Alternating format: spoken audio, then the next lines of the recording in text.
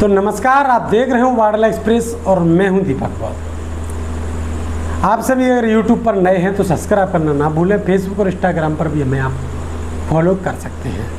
नई नई खबर, नई नई कहानियों की ओर लेने से पहले आप सभी लोग बेल आइकन दबाकर घंटी का बटन भी दबा लें, जिससे कि हमारी प्रत्येक वीडियो आपको लगातार मिलती रहे। तो आज हम उस कहानी की ओर ले चल रहे हैं जहाँ एक तरफ सुप्रीम कोर्ट का जब डिसीजन आया और सुप्रीम कोर्ट के डिसीजन से लोगों को किसको खुशी होती है और किसको हुआ दुख। अब वही मामला बड़ा बन गया और यह मामला पहुंच गया अब संसद में, जहाँ संसद में सरकार ने उस मामले को, सुप्रीम कोर्ट के उस उप वर्गीकरण को, सुप्रीम कोर्ट के उस क्रिमिनल सिस्टम को जब सरकार चैलेंज कर रही है तो पेट में दर्द किसकी में हो रहा है। आगे दलितों के नेताओं के, अनुसूचित जाति के नेताओं के, खासकर बसपा सुप्रीमो बहन मायावती और भीम आर्मी चीफ चंद्रशेखर, इनके आखिर पुतले क्यों जलाए जा रहे हैं। अभी हाल ही में बहन जी का भी पुतला जलाया गया, चंद्रशेखर का भी पुतला जलाया गया। उसके बाद अभी एक पुतला और जला गया। एक पुतला जलाया गया है ग्वालियर में और एक बार जलाया गया है आपके मुरादाबाद में। मुरादाबाद में कौन जलाने वाले लोग हैं आपको बता दें। सुप्रीम कोर्ट का जब निर्णय आया, ये सभी बातें मैं आपको बता दूंगा, आप लास्ट तक बने रहिए। क्या अगर पुतला जलाने वाले कौन लोग हैं और क्यों जला रहे हैं। जब सुप्रीम कोर्ट का डिसीजन आता है कि वर्गीकरण, उप वर्गीकरण, यानी SC की ST की जो जातियां हैं उनमें भी अब और भी उप वर्गीकरण किया जाएगा, यानी कुछ को क्रिमिनल में भी रखा जा सकता है या कुछ को कैटेगरी से बाहर भी किया जा सकता है। कुछ बहुसंख्यक जातियां इससे नाराज हुई, कुछ SC की अल्पसंख्यक जातियां इससे खुश हुई। अल्पसंख्यक बहुसंख्यक का मतलब यह है कि कुछ चंद जातियां, एक दो जातियां मान सकते हैं, जिनका कभी भी बहुजन मूवमेंट के अंदर कभी भी कोई योगदान नहीं रहा, सिर्फ अपने काम से काम और मतलब से मतलब रखते हैं, कभी भी कोई काम नहीं करते, चाहे सामाजिक हो या राजनीतिक हो। दूरियां हमेशा बहुजन समाज से बनी रहती है। कांग्रेस, बीजेपी और अन्य जो पार्टियां हैं जो कि बहुजन मूवमेंट की विरोधी पार्टियां हैं, उनसे लगातार इनका संबंध बना रहता है, जो कि SC और ST में अल्पसंख्यक बने हुए लोग हैं। जो बहुसंख्यक लोग हैं वो खासकर बहुजन समाज को सपोर्ट करते हुए आते हैं। हालांकि इनमें भी एक बड़ी जाति कुछ ऐसी हैं जो कि एक तरफ बीजेपी कांग्रेस की तरफ जाती हैं। भाई बसपा के पास भी कुछ जातियां लगातार जुड़ी हुई हैं, कुछ जातियां लगातार चंद्रशेखर के साथ भी जुड़ रही हैं। तो ग्वालियर और मुरादाबाद में चंद्रशेखर के पुतले किसने जलाए, चर्चा इस बात की है। चर्चा इस बात की है कि चंद्रशेखर मायावती ने लोगों के हक का लिए, या मायावती चंद्रशेखर सिर्फ जाटव और बहुजनों के नेता हैं, खासकर जो चरमकार कौम है उसके नेता हैं। लगातार आरोप पे आरोप, प्रत्यारोप लगातार लगते जा रहे हैं, चाहे बसपा सुप्रीमो बहन मायावती हो, भीम आर्मी चीफ चंद्रशेखर हो। लगातार इन पर आरोप हैं और इन पर कहा जा रहा है कि चरमकार जो चमार समाज है उसको चंद्रशेखर आज़ाद रिप्रेजेंट करते हैं, इसलिए वो उनकी लड़ाई लड़ रहे हैं।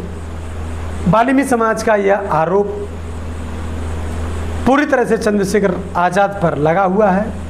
भाई बसपा सुप्रीमो बहन मायावती पर भी कहा जाता है कि चमारों की, जाटवों की नेता हैं, इसलिए इन्होंने उप वर्गीकरण पर लगातार लड़ाई लड़ी। पूरे देश भर में कार्यकर्ता उतरे। हालांकि चंद्रशेखर के कार्यकर्ता बाद में लास्ट में उतरे, लेकिन मैदान में जरूर आए। तो इन्हीं बातों को लेकर लगातार यह लड़ाई है, जिसमें चंद्रशेखर आज़ाद का पुतला लगातार क्षेत्रों में जलाया जा रहा है। और वाल्मीकि समाज का कहना है कि वर्गीकरण हमारे लिए फायदेमंद था। उसके पीछे का कारण यह है कि वाल्मीकि समाज को अभी आगे आने का मौका नहीं दिया। तरक्की बात है कि वाल्मीकि समाज ने कभी आगे आने का मौका प्राप्त किया ही नहीं। उनको जो छोटी मोटी नौकरियां मिलती रही उनमें खुश रहे, पढ़ने की कभी कोशिश की ही नहीं। वाल्मीकि समाज में 10-12 वाले बच्चे बहुत कम मिलेंगे और उनको एक डर भी है इस बात का कि हम कहीं स्कूल में चले जाएं, क्या पता तो हमको मास्टर पढ़ाएंगे या नहीं पढ़ाएंगे। आज भी 21वीं सदी में छुआछूत की बहुत बड़ी बीमारी है। पढ़ाने वाले जितने भी लोग हैं वो कहीं ना कहीं वाल्मीकि से थोड़ी सी गिल्टी फील भी करते हैं। खुल के वो सामने आ नहीं सकता क्योंकि बाबा साहब डॉक्टर अम्बेडकर का संविधान देश में बना हुआ है, इसलिए वो खुल के इन सभी मुद्दों पर आ नहीं सकता और वो कह भी नहीं सकता।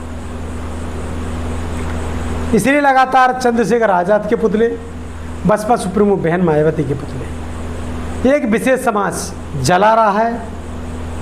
आरोप यह है कि अपनी अपनी कौम के लिए दोनों नेता ने लड़कर और उनके हक अधिकार को बचाने का काम किया है, जिस पर सरकार जल्द अध्यादेश लाने की तैयारी कर रही है।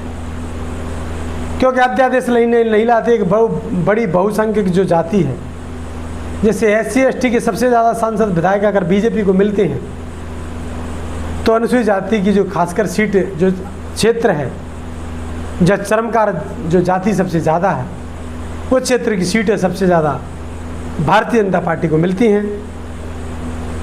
इसलिए चाहे सपा हो, चाहे कांग्रेस हो और चाहे हो भारतीय जनता पार्टी, सभी बहुजन समाज पार्टी के वोटर खासकर जाटव चरमकार जो कौम कहा जाता है, इसके ऊपर निगाह बनी रहती है। किसी ना किसी हथकंडे से इनको वोट को काटने की साजिशें चलती रहती हैं। वाल्मीकि समाज एक भोला वाला समाज है जिसको गुमराह किया जा सकता है।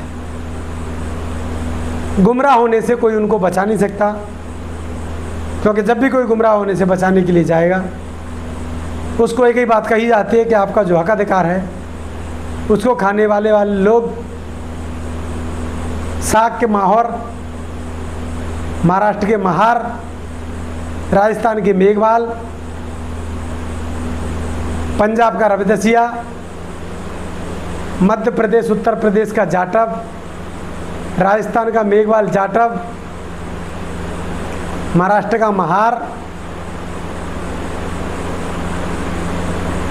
और मध्य प्रदेश का हैरवार, सखवार, गुलिया, चमारों की 1156 जातियाँ, जिन पर लगातार आरोप और प्रत्यारोप है, खासकर वाल्मीकि समाज के जो नेता हैं उनका, कि जो भी अधिकार मिले हैं या जो भी जो फायदा लिया है वो अभी तक अनुसूचित जाति में सबसे ज़्यादा जो कौमें हैं वही इसका फायदा ले रही है।